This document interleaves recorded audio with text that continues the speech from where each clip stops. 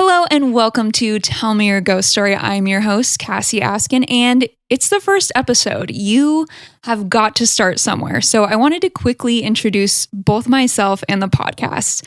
I have always been fascinated by the paranormal. Ever since I was a kid, I sought out ghost stories through books, television, podcasts, and boots on the ground work, if you will, asking everyone around me anywhere I go if they have a ghost story. Something that fascinates me about personal paranormal stories is that they're always so different and unique. No two stories are ever the same, yet if you're looking, you can find some very strange, common themes throughout different people's stories. When hearing these stories, I like to leave room for potential explanations that may be beyond our current understanding or comprehension. I'm okay with not having answers, and I'm not really looking for answers. What I'm looking for is more questions to ask. And I think life is way more fun if we leave the space for these weird things to be real. I've personally had several strange, unexplainable experiences in my life. One major one in particular that really confirmed my beliefs in the paranormal, and some other smaller moments of high strangeness and some strange synchronicities. I'll tell my main big story now because throughout the course of the pod, my other stories are bound to come up and I'll tell them then. But when I was 12, I had just come home from dance class and I was walking into my childhood bedroom, and the room is set up so that you're immediately facing the window when you walk into the room, and there are shutters over the window and they were slightly open and some light was coming in between the shutters. The room itself was a bit dark with the lights off, but there's some outside light coming in through these shutters. And upon stepping into my room, I look up and right in front of the shutters, I see a shadow, and it's shaped like a stereotypical sheet ghost, like rounded at the top and the sides kind of cascading down at a bit of an angle. And it's about 3 shutters tall. It must have been about 3 feet tall, and it's 3-dimensional, but still looked like a dark shadow. I could see through it, and I could see the light from the shutters through this mass of a shadow. And I spot it, and right when I spot it, it's stationary, and my eyes kind of lock onto it, and then it moves very quickly, and it jerks to the left, and then it jerks to the right, and then it jerks back to the left, and then it jets off very quickly into the wall. And the feeling it gave off was like, oh no, I'm caught. I'm not supposed to be here. She saw me. I got to get out of here. Where do I go? And then it was just gone. And it was almost cartoon-like in a way. It was almost like slapstick comedy. And my feelings after seeing this were not that I was scared, but instead I had this very profound sense of like, wow, like I just got to see that. I got to see something that you do not usually see. And it felt like I wasn't supposed to see it, but I did. Like I came into my room too early and I caught it before it was able to leave. And a strange note is that the house that I grew up in, the house where this happened, I would not call it haunted, in a sense that I never really saw anything else there. No weird or spooky vibes, and we were the first family to live in this house, but that just goes to show you there's no rules when it comes to the paranormal. My house didn't have to be haunted for me to have a paranormal experience there. For all we know, it could have been something from another dimension. It could have been myself from the future even.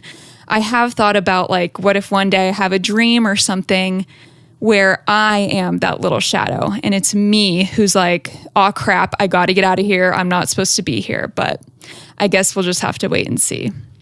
So this podcast, while called Tell Me Your Ghost Story, is not limited to just ghost stories. We'll be covering all aspects of paranormal phenomena. The schedule right now is that this is a weekly podcast. Most weeks will feature an interview with someone who's experienced the supernatural, and we'll have some episodes that are a bit of a variety show. Paranormal movies and TV show reviews, field trip reports from haunted locations, deep dives into weird topics, and lots of scary places in between. So today, for the first episode, I interviewed Jeff Miller, and I have good news. He has 2 paranormal stories to tell. You get 2 stories for the price of 1, a sign-on bonus, if you will.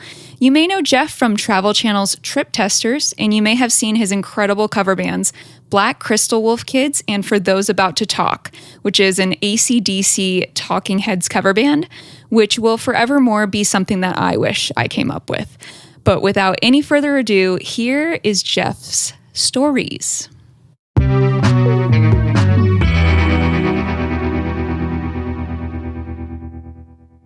Hi, Jeff.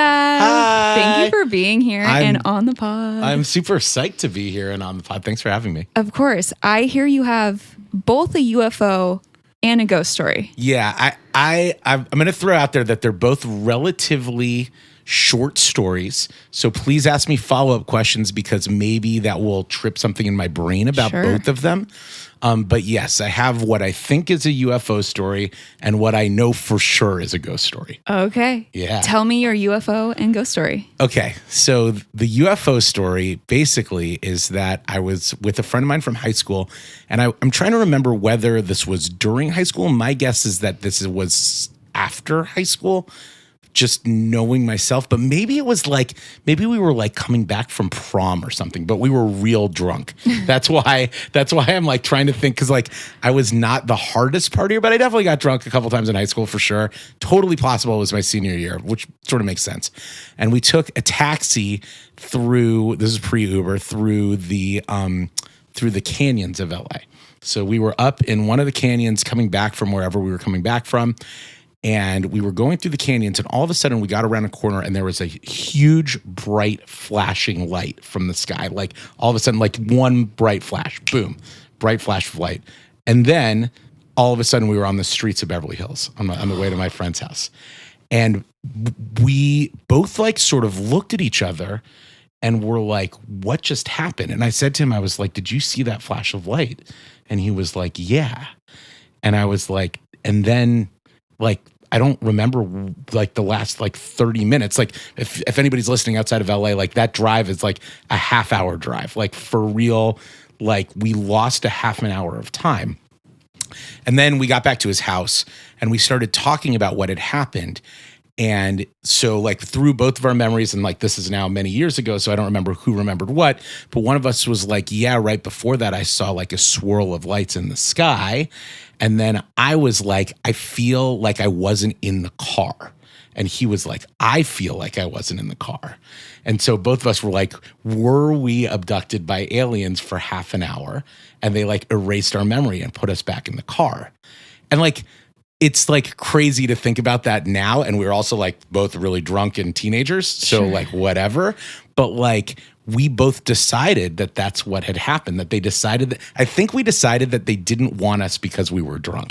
Like that they had like, that they were like, these two people are like going to be like abducted by us. And then we like got up there and then they were like, oh, we can't do the experiments. Like they're like fully like inebriated and like we can't get good data. Contaminated specimen. Yeah. And then I remember like we had this discussion about the cab driver. We were like, do you remember the cab driver? And neither of us could like remember any details about the cab driver. Ooh. And we were like, dude, maybe the cab driver was like an alien on Earth. And like the whole thing was a setup because he took like this long route that we like didn't need to take so that he was going to be like alone on this path on Mulholland or wherever we were, and then, know that like his people were going to be there to pick us up. And that's why he didn't say anything when we like disappeared from the cab. Oh my God. So, I mean, again, memory's fuzzy, drunk night, long ago, but yeah. So are you super into the phenomena of UFOs or anything? Have you like watched any shows or anything? Are you familiar that missing time is a part of abduction stories? Have you heard of that concept? Yes, absolutely. And actually, you asking me that question reminds me that in high school, I went to a very like sort of progressive liberal school in LA, private school. And I had this teacher who was really into like alien phenomena over the course of history. And I actually did an independent study with him in Ancient Aliens. This is before like the Ancient Aliens TV show. So I had read a bunch of those books and seen like the hieroglyphics, like I'm trying to remember what culture it is, but where there's like the hieroglyphics that look like there's like, a flying saucer that's picking somebody up, Mayan culture, I think. And so I definitely, that was in 9th grade. So I definitely was like intimately familiar with like the idea of missing time. And like, I've always really been into the idea that like, there's definitely something else out there. Like, I think to be like, we are the only like sentient beings in the galaxy is like just egotistical and crazy. Right. So certainly by the time that this happened, I was like very aware of those sorts of things as part of like UFO culture. Insane. So the flash of light, was it like a flash of light and you could see everything, or did it like flood your vision and all you could see is white? Flood our vision. For me, flood my vision. All I could see was white, like a big flash, like blinding me. And then all of a sudden it was half an hour later. Oh my God. Now, can you talk more about, you felt like you weren't in the car? So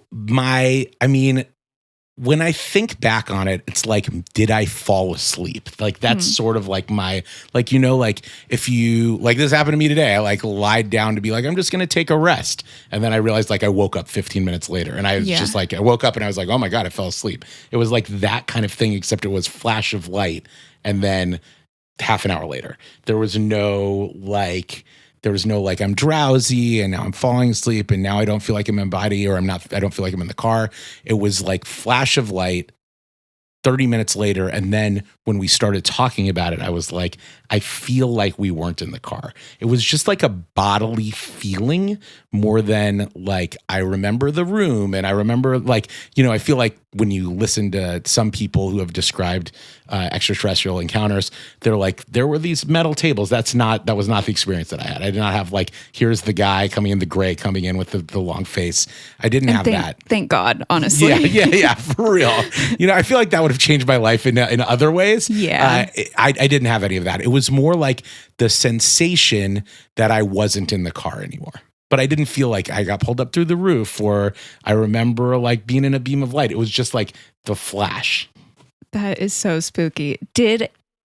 Was there any like high strangeness that happened to you afterward, or was it just business as usual? I hear reports of people who have potentially been abducted or had these instances, and like everything is kind of heightened strange for a while after. Or would you just say it was normal? I mean, I remember, again, getting back to his house and having this discussion and us both like feeling like that was weird.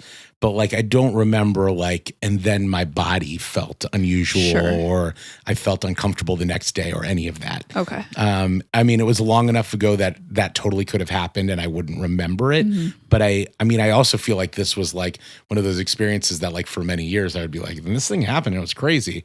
And I feel like that would have been something that I would have been aware of. I also feel like I was maybe a little less aware of my body at 17 years old. Sure. So that can be part of it too. Just be like, I don't feel like crazy teenager, you know? Yeah. Oh my God. Have you thought about getting regressed or hypnotized to try and draw back those 30 minutes that you lost? I have never considered that. It's never been a thought in my mind. I feel like my memories of that time of my life are pretty fuzzy anyway. So to try to discover that 30 minutes would be pretty tricky.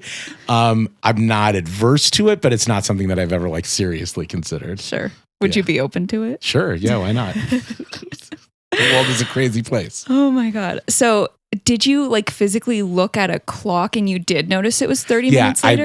Actually that's I had forgotten about that, but that was part of it in my head where I was like, somehow we're in Beverly Hills and somehow it's half an hour later than it was. Yeah. Oh my God. And the driver said nothing, didn't do anything. You didn't ask him. No, I have no memory of doing that. I mean, oh my God. Yeah, I don't remember. Maybe we did, but that's not part of anything I remember. I think we were like, are we still on the way to, you know what I mean? To where we're going. Yeah. Oh my God. So I think you were definitely abducted. Okay. Sorry to say. No, it's fine. But can we hear about your ghost story? Yes. The ghost story, I'm more convinced of paranormal activity. Okay. So I was in college and I did a semester abroad in London when I was in college. And I tried to take like as many trips and like sort of side quest stuff as I could. I'd never been to Europe before. And I had a roommate at the time who I was very close with, and we traveled together a lot. And so we were on some sort of it was like a class trip to a bunch of different places in England. And I think it was like a week long, or it was a number of days long. And we were staying in these hotel rooms where we were sharing a hotel room. And there was always one big bed and one small bed in the hotel rooms. And so we had this deal where we would trade off every night who was in the big bed and the small bed. So it was fair. So the night this happened was in Bath, England, which is notoriously like ghost story central, but I didn't know that at the time. Like I was not aware of the history there. And I think we had gone from somewhere else to there, and we were taking a tour the next day. And I was in the small bed, which was against the window, against the side of the wall. And we were staying in an old hotel, and he was in a big bed that was like a big, like when you think about like oversized ancient sort of look, that was sort of the deal. So he was in that bed. I was in the small bed against the window. We hadn't traveled around a lot, so we didn't know the surroundings. And I was asleep, and I woke up in the middle of the night, and he was sitting at the foot of my bed looking out the window. He had opened the blinds up and was like looking out of this window. The blinds had been completely closed when we got there.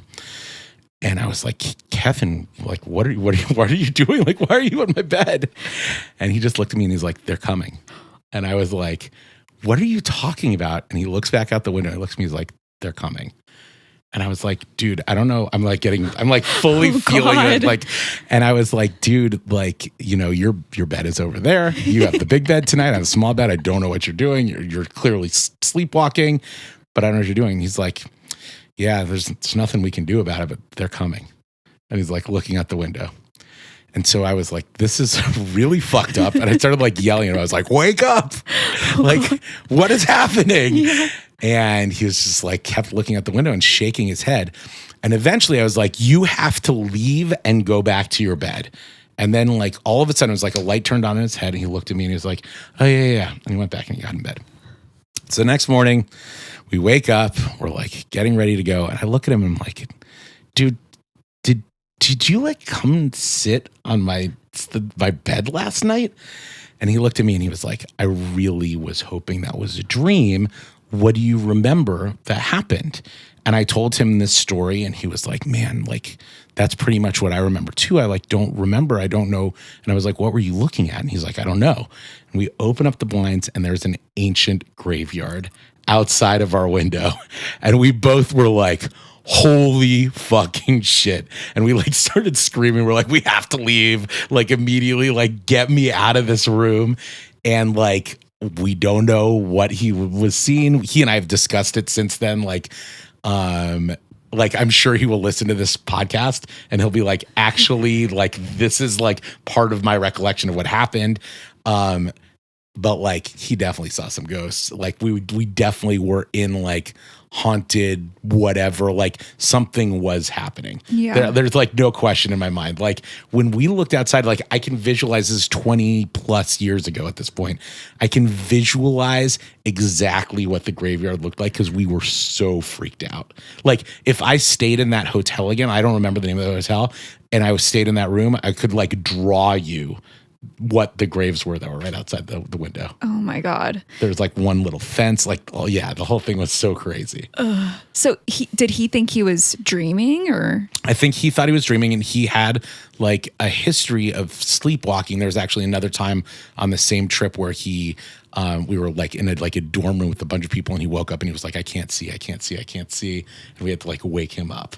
So his like history of like something happening in his sleep was not totally crazy, but like his eyes were open. Like he was not asleep. He might have been like unaware, but it wasn't like he was sitting on the edge of the bed with his eyes closed. Like he looked at me and said, they're coming.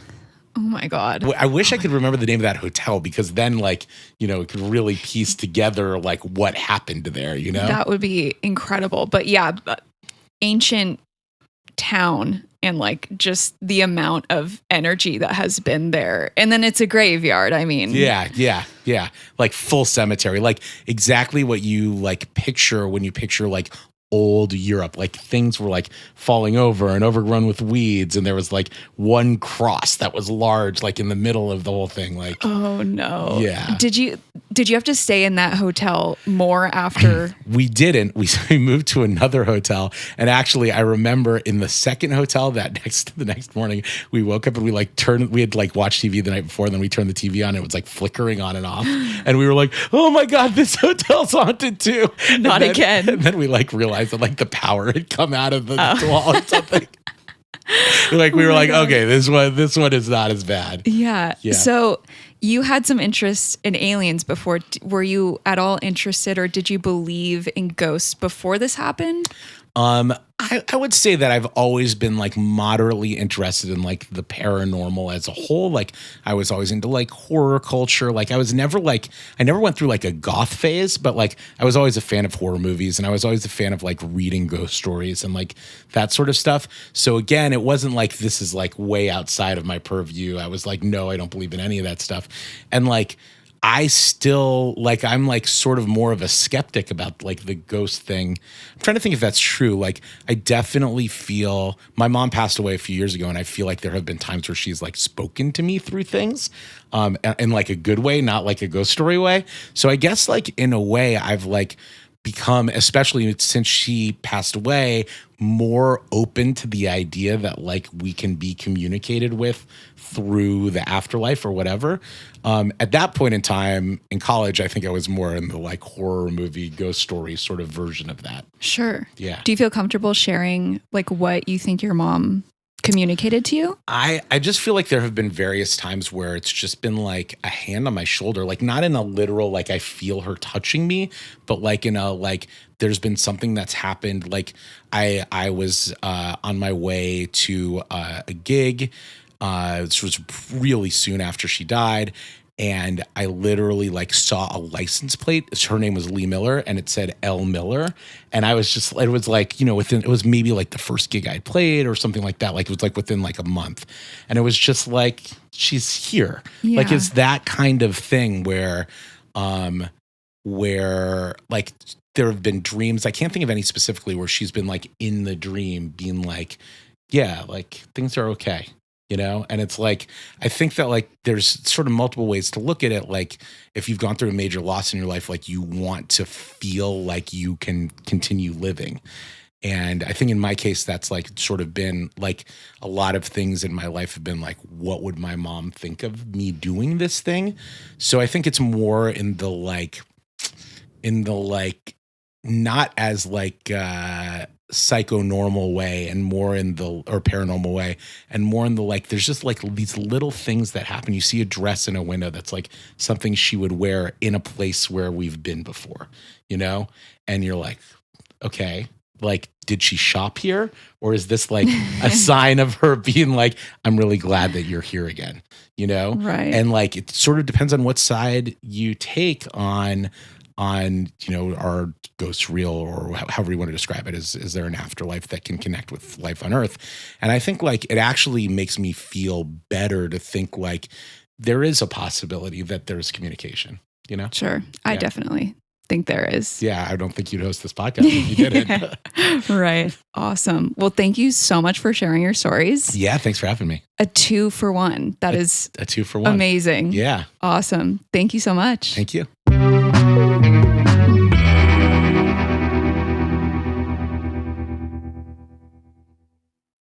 We really kicked this podcast off with a bang, didn't we? You can find Jeff at Jeff Miller LA on Instagram, and you're going to want to for when Black Crystal Wolf Kids, or for those about to talk, come to a city near you. Black Crystal Wolf Kids throws an annual fest in Encino. This year it's going to be on October 5th, so go to at City Rock Festival on Instagram for more details. Thank you so much for listening to the series premiere of Tell Me Your Ghost Story. Find us on Instagram and TikTok at Tell Me Your Ghost Story Podcast. If you have a paranormal story you'd like to share, please email it to tellmeyourghoststorypodcast@gmail.com. If you're listening to this audio only, the video portion is posted each week to our YouTube page, which is, you guessed it, Tell Me Your Ghost Story Podcast. Thank you again for joining the maiden voyage, and good night to all. And to all a good night. Bye.